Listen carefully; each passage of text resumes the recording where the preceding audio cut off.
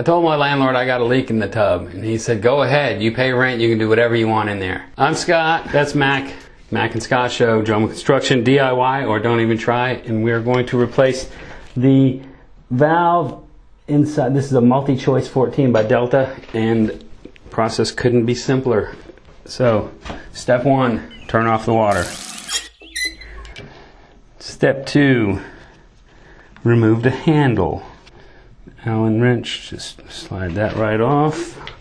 Step 3, take off this spacer ring. It wasn't very tight either.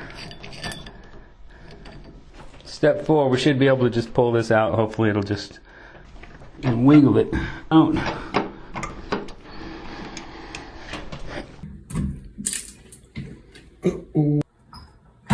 Yeah. Nothing stuck in there. It looks clean.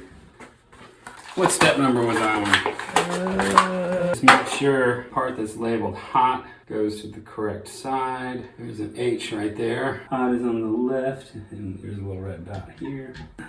Damn, okay. Yeah. Oh. Put the retaining ring back on.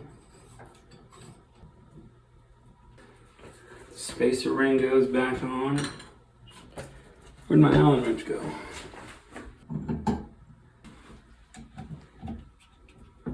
Alright, so that concludes our DIY or don't even try. This is one you could probably try yourself. It's pretty much this multi-choice by Delta. Easy fix for your shower valves. If I can do it, you can do it.